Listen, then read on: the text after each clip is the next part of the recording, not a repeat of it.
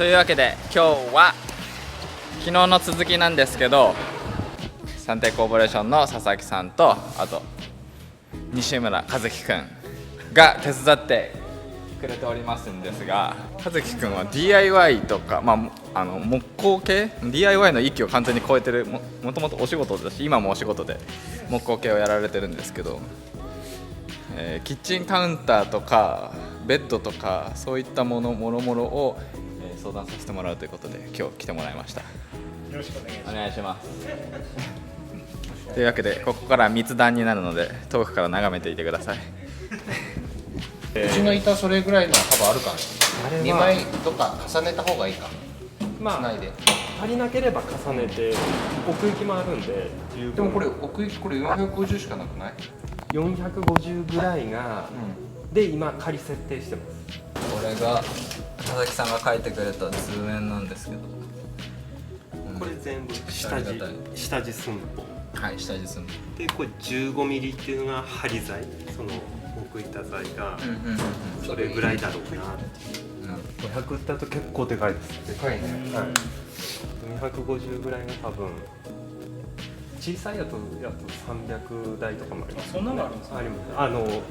そのこういうバン例えば450のこのシンクがここにあるとして、はいはい、ここになんかこうなんていうの遊びみたいなスペースいらないわけ。あった方が日常使いするんで、普通のバンライフぐらいのやつやったら、そうすると450が例えばシンクの大きさならここに耳がついてて2センチ5ミリ2センチ5ミリぐらいで500ぐらい。天板の下にくっつけるんであればもう450の開口あるんで、いいね。500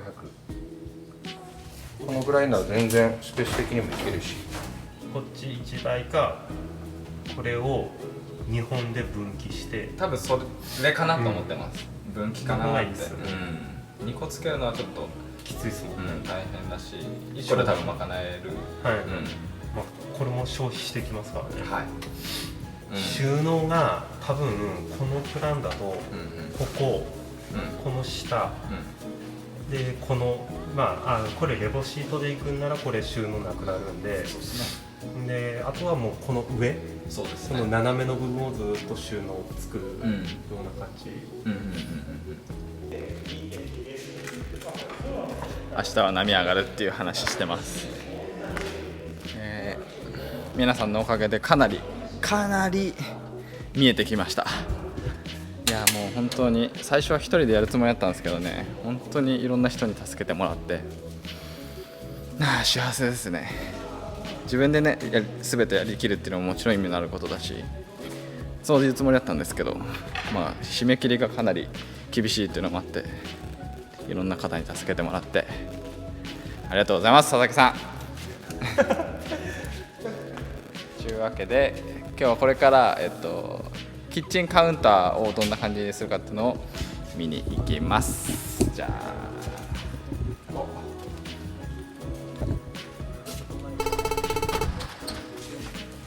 入れます。この僕の自宅で使ってたやつが旅に出ると思うとすごい嬉しい。一緒に試します。何の板つってましたっけこれ？これなんすか？なんていうの？奈良なんですか？奈良じゃなくてなんだっけもう一個二文字のタモさんタモの修正剤。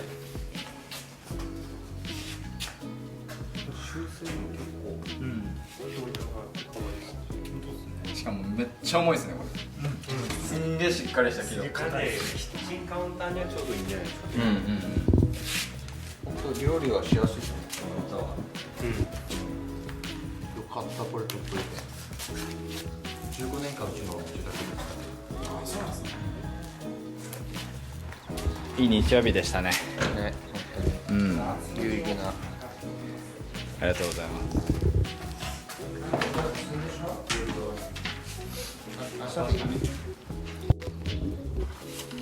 ちなみにちゃんと台本ってるの？はい。ちなみにタイヤスペアタイヤの芯が分かれば、だいたいここどんだけ余るかも。ああ、なるほどなるほど。そうかそうかそうかそうか。この後ろの部分から何センチのところにその芯があるか芯が来るか OK です。あとゆうまくん、はい窓周りもしインテリアをつけるんやったら、うんうんうちでウッドブラインドをうん提供させてもらうこともできるみたいです。わでムーちゃんが言うてました。ムーちゃんムーちゃん早くムーちゃんナンバー2ですから。早く連れてきてありがとうございます。やっぱりキッチン周りと反対側のあの2枚はあったらいいな。っていうことができますんで。了解、ありがとうございます。本当にサーフィンのつながりでみんなこういう風につながってまあ僕が伝えられることはビビたることなんですけど、こうやってたくさんギブしてもらって本当にありがたい限りです。ありがとうございます。これからも引き続きあと2ヶ月以内に完成させたいんでできるからねそう8月末には完成させたい。で9月頭にとかね車検取ってみたいな感じでいきたいと思ってますんで、ありがとうございます。ではでは皆さんもまたまた見てください。